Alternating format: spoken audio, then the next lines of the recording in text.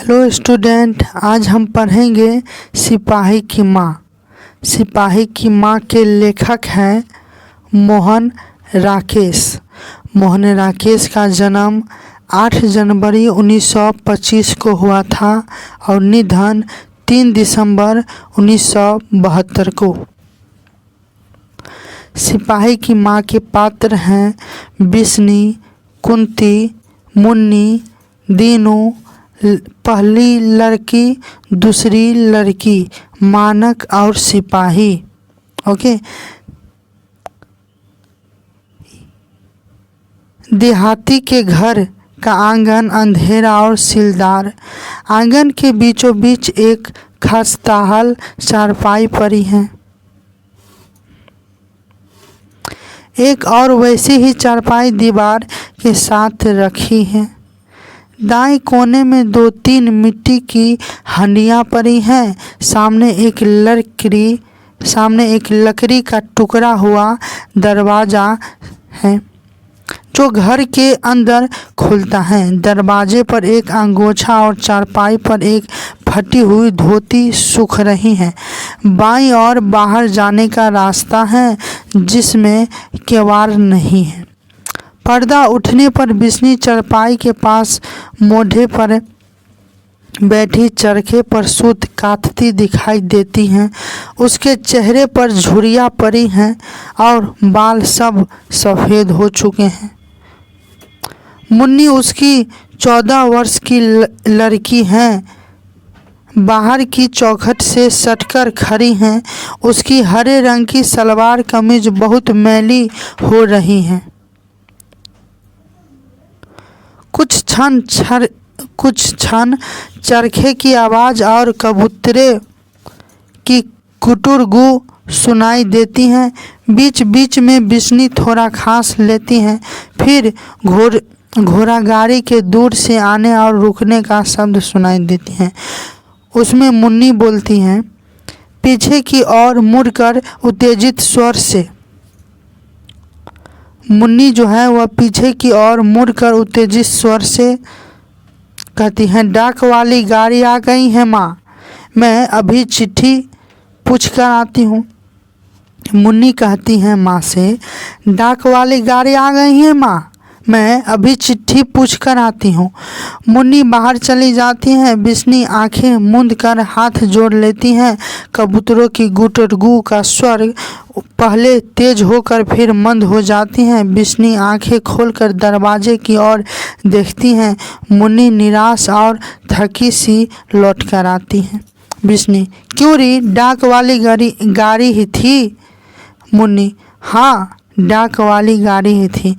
जब मुन्नी जो है वापस आई तो बिस्नी कहती हैं, क्यों री, डाक वाली गाड़ी ही थी? मुन्नी कहती हैं, हाँ, डाक वाली गाड़ी ही थी। घोड़ा गाड़ी के चलने और क्रमशः दूर होने का शब्द सुनाई देता है। घोड़ा गाड़ी जा रहा है वो सुनाई दे रहा है। मुन्नी बिस्नी के मोढ़े के पास फर्श पर बैठ जाती हैं। बिस्नी के चेहरे की रेखाएं गाढ़ी हो जाती हैं।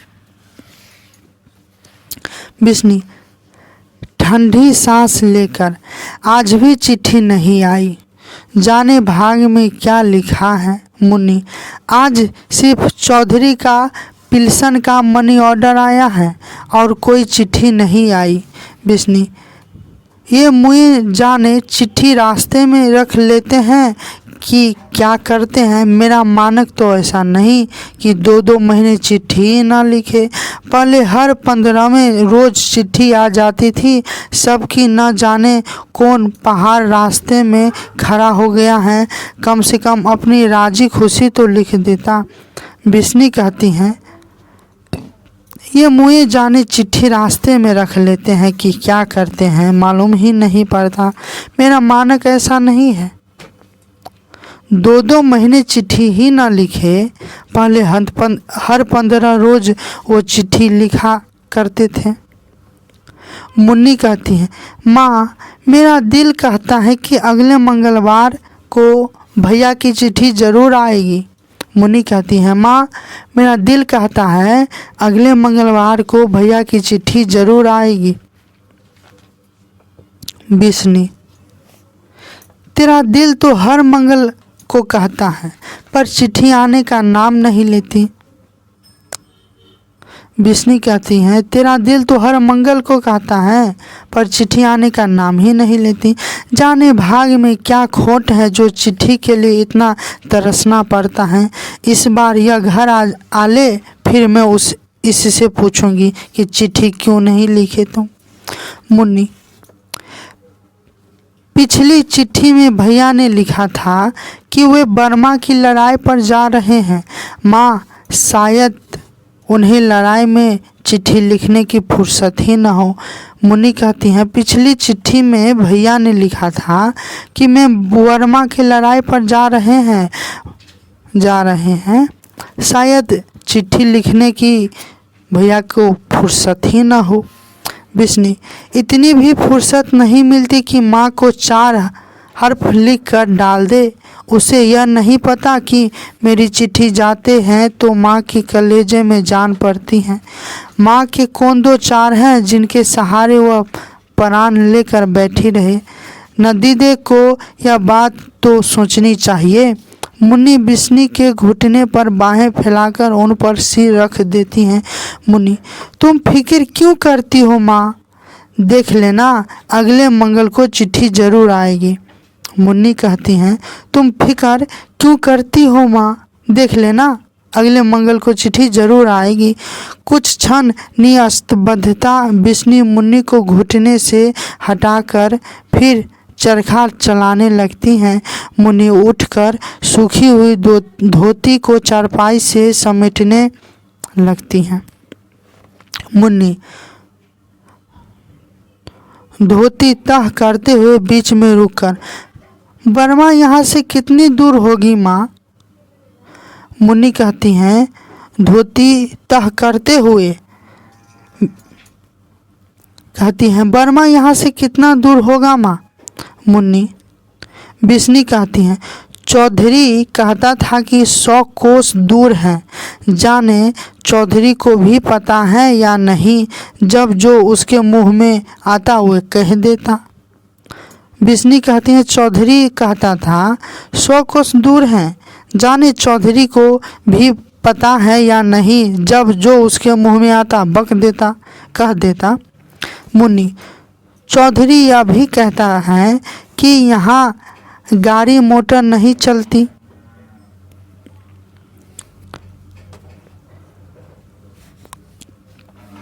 पानी वाले जहाज में बैठकर वहाँ जाते हैं। बिस्नी यह तो मानक भी कहता था कि कलकत्ते से वर्मा पानी वाले जहाज में बैठकर जाते हैं। मानक कलकत्ते के समुंदर में पानी वाले जहाज देखकर आया था। मुन्नी बर्मा से चिट्ठी भी तो फिर माँ जहाज में ही आती होगी। अगर हमारी चिट्ठी वाला जहाज डूब गया हो तो।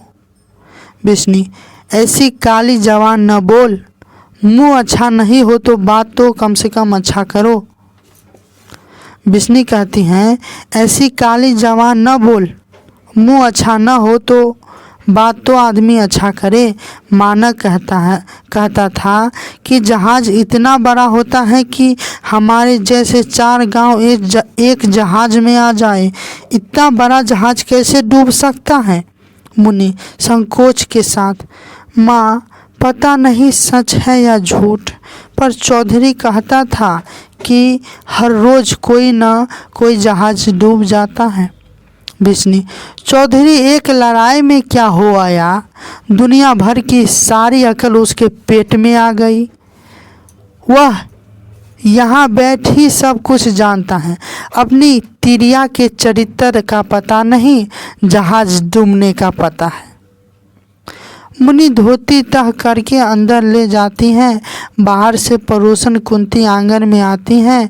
अंधेर होने पर भी उसके चेहरे पर स्वास्थ्य की लाली झलकती है। मुन्नी जो है धोती तह कर के अंदर ले जाते हैं, तभी जो है ना उसकी पड़ोसन है कुंती। वो कुंती अंधेरे होने पर भी उसके चेहरे पर स्वास्थ्य की लाली झलकती हैं। वो बाहर पड़ोसन उसके पास आती हैं। कुंती कहते हैं निसंदेह आज भी कोई चिट्ठी नहीं आई होगी। कुंती जो कहते हैं निसंदेह आज भी कोई चिट्ठी नहीं आई होगी। विष्णु आ कुंती चरखा पूनी अलग हटा देती हैं। कुंती उसके नज़दीक चारपाई पर आ बैठती हैं। कुंती कहते हैं आजकल वर्मा में बड़े जोर की लड़ाई हो रही है। कुंती कहते हैं आजकल बर्मा में बड़े जोर से लड़ाई हो रही है। विष्णु यहाँ से कौन बर्मा होकर आया है? लड़ाई का हाल वहाँ वालों को पता है कि यहाँ वालों को पता है?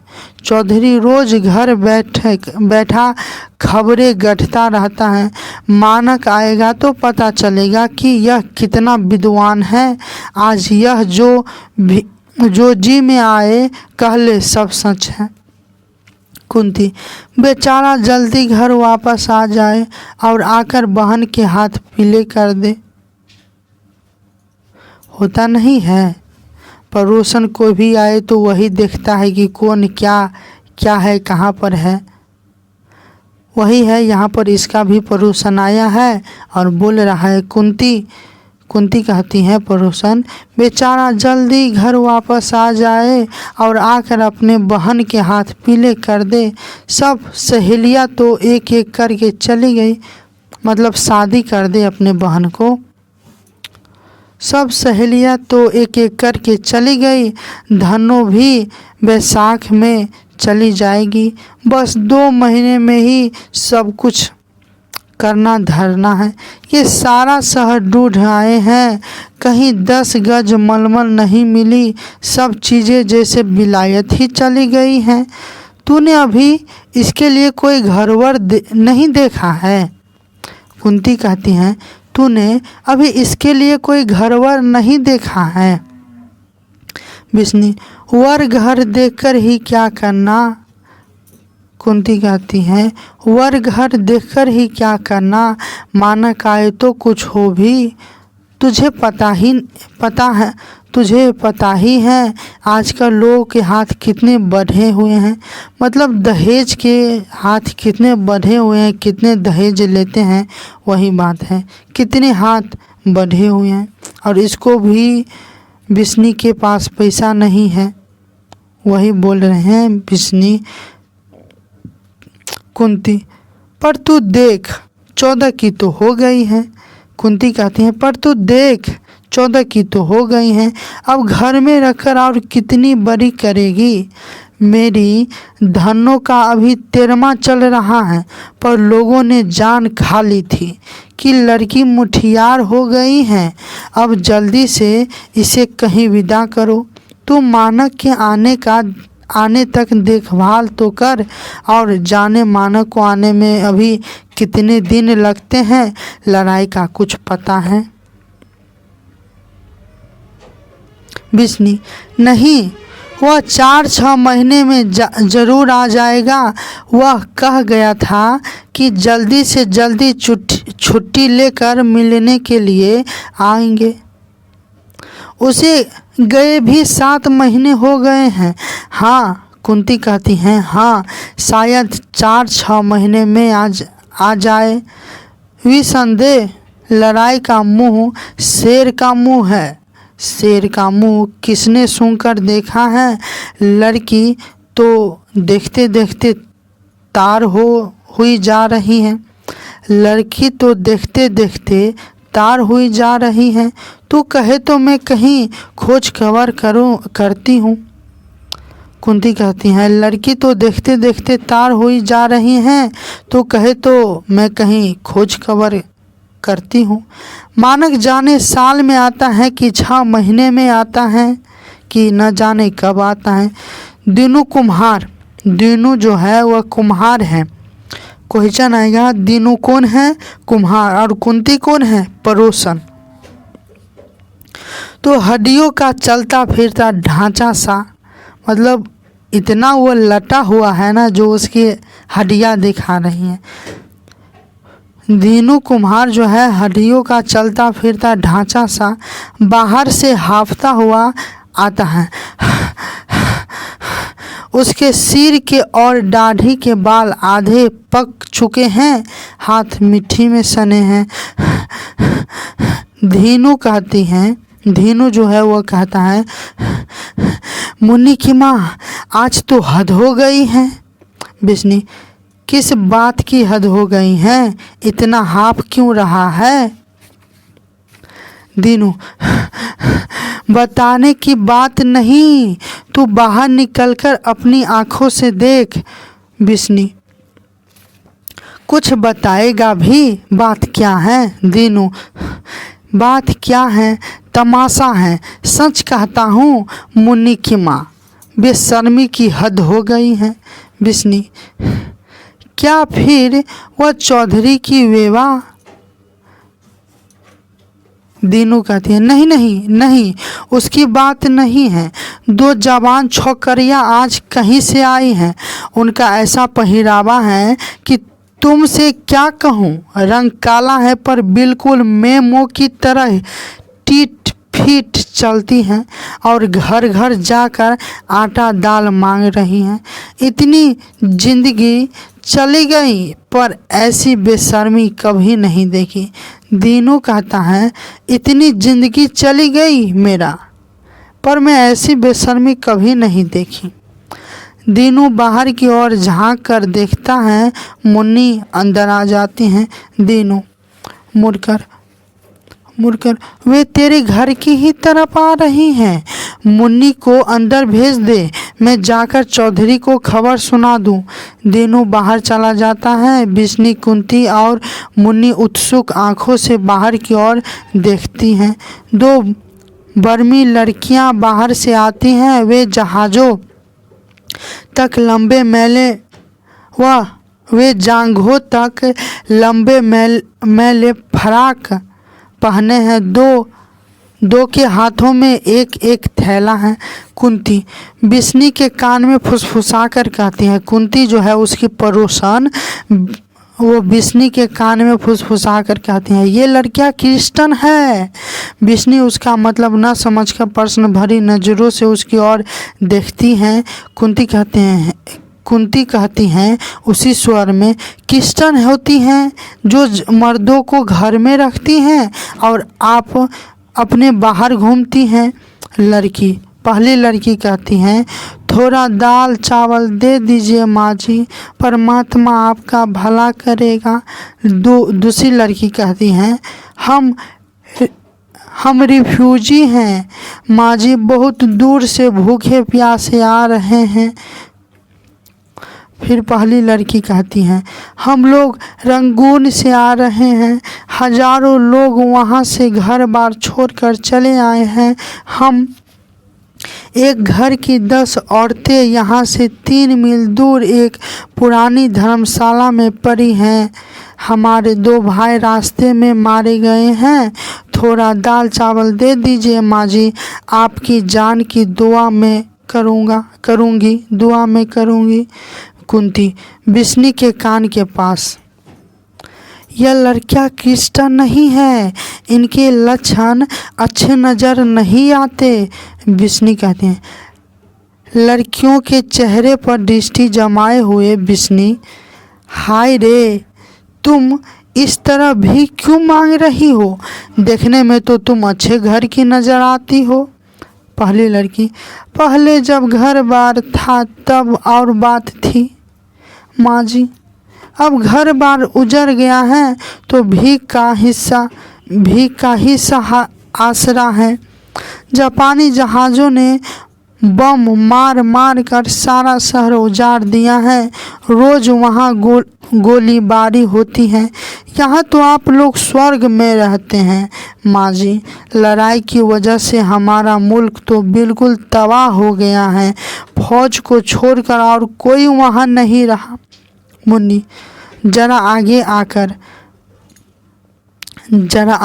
कहती है,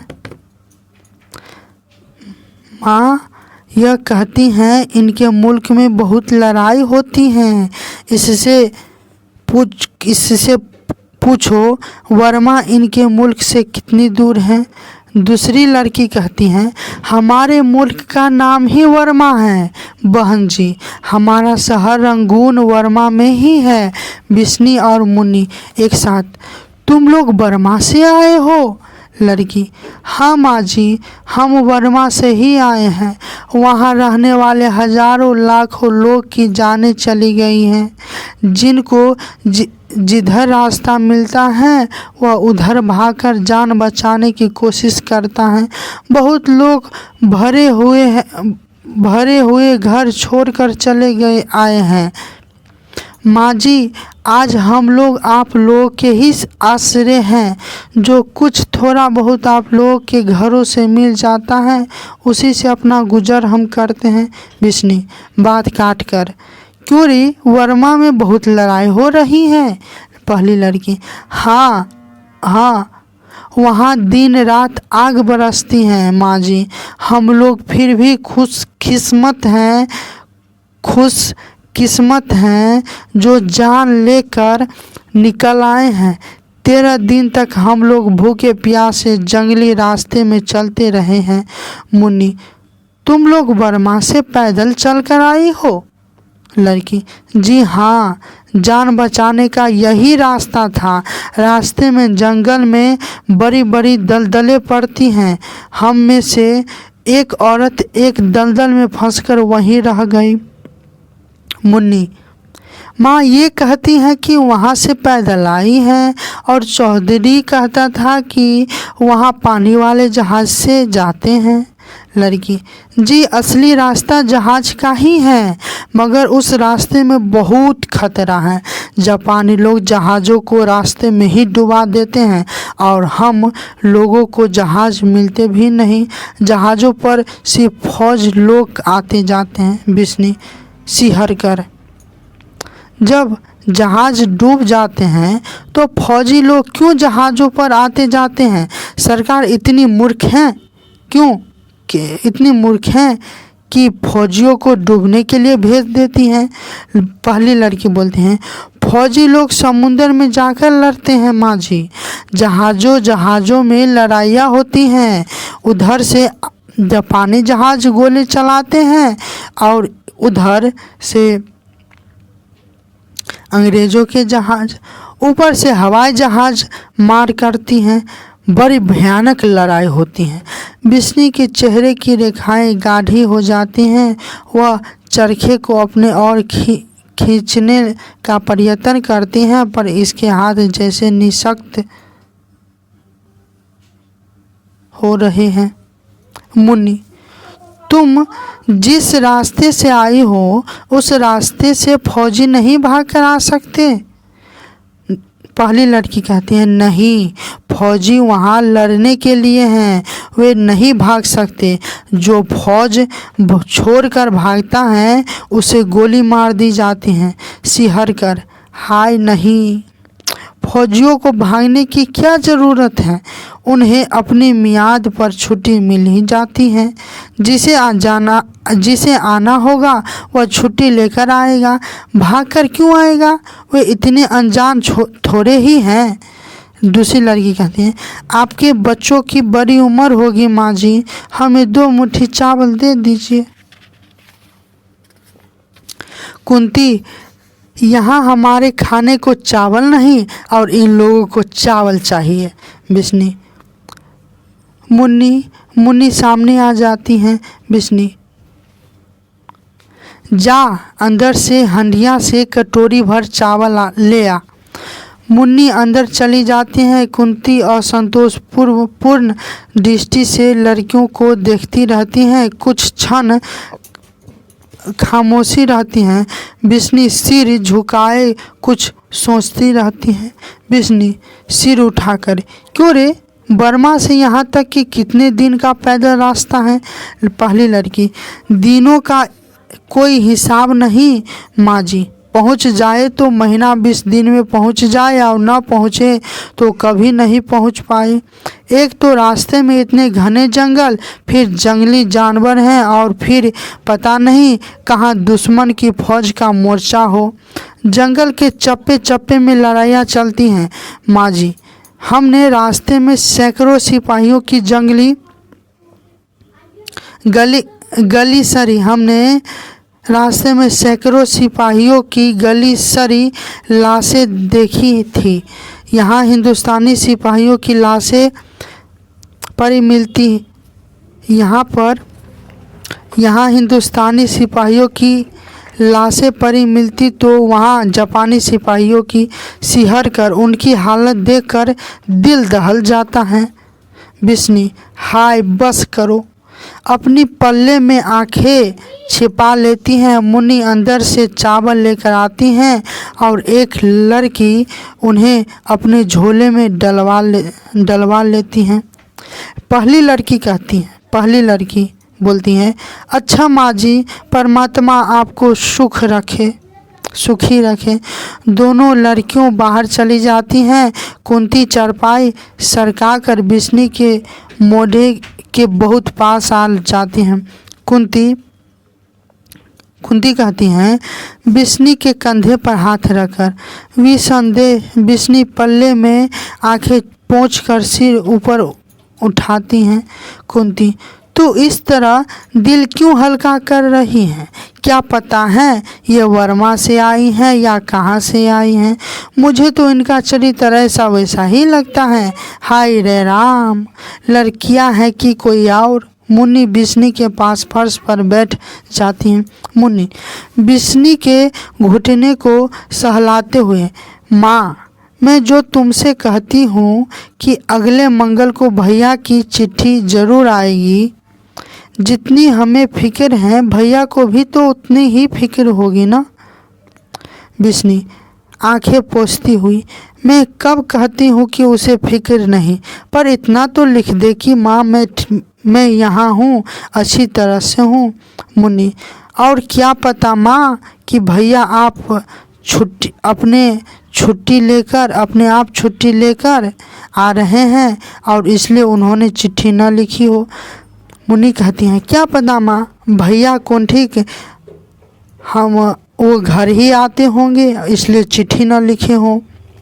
बिस्नी कहती हैं ठंडी सांस लेकर, क्या पता, मुन्नी कहती है, मेरा दिल कहता है कि भैया अपने आप ही आएंगे।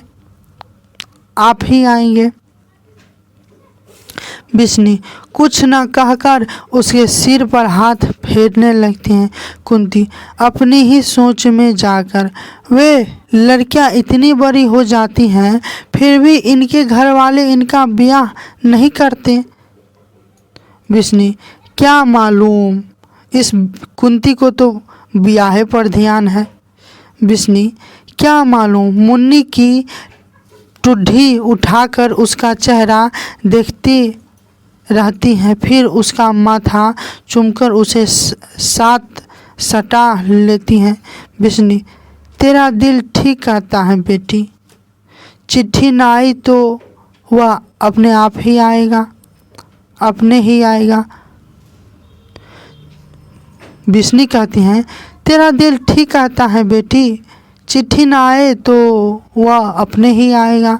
मुन्नी लार से माँ के गले में बाहें लार दुलार से होता नहीं है लार दुलार, मुन्नी लार से माँ के गले में बाहें डाल देती हैं। बिस्नी उसे चूमकर और साथ सटा लेती हैं। पर्दा गिरता है, दूसरा दृश्य आता है। वही आंगन, समय रात, दोनों चारपाइयाँ आंगन में बिछी हैं।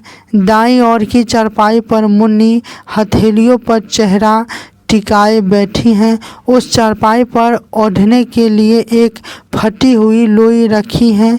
दूसरी चारपाई पर घिसी हुई दरी बिछी है और ऊपर दोहरा सूती खेस पड़ा है। बिस्नी जलती हुई डिबरी लिए अंदर से आंगन में आती हैं।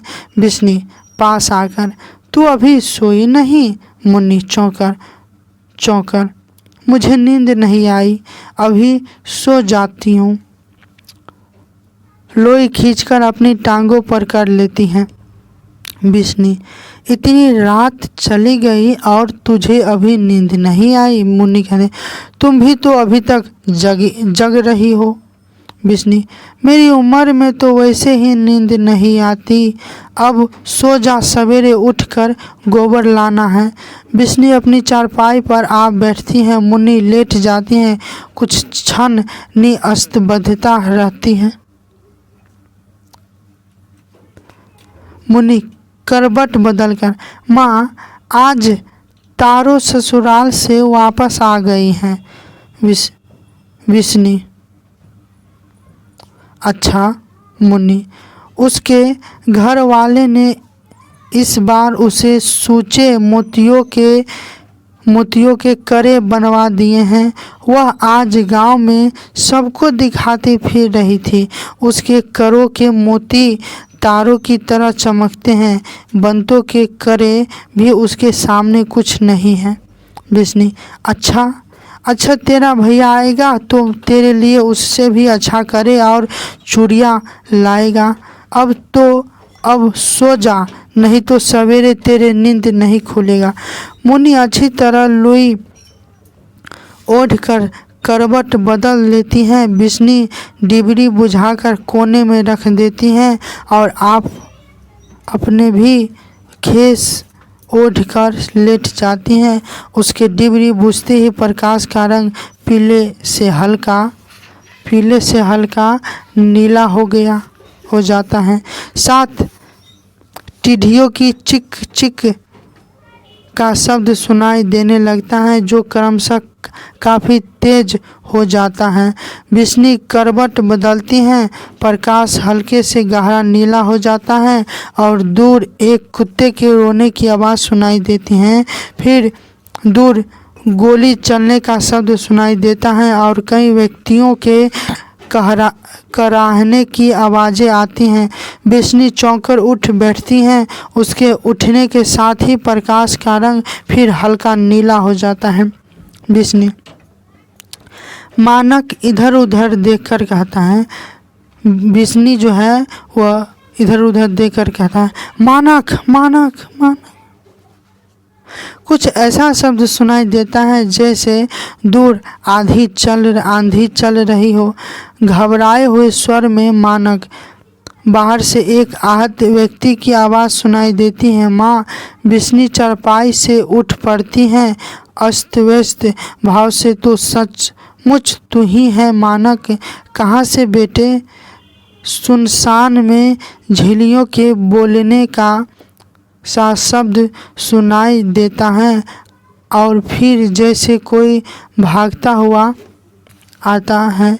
बिस्नी अस्तव्यस्त भाव से चारों ओर देखती रहती हैं। फौज लिबास पहने एक घायल युवक डगमगाता सा बाहर से आकर बिस्नी के पैरों के पास गिरता है। बिस्नी तड़पकर उसके पास जमीन पर बैठ जाती हैं। मानक उसका सिर गोदी में लेकर आवेगवश उस पर झुक जाती हैं। मानक कठिनता से सिर उठाता है।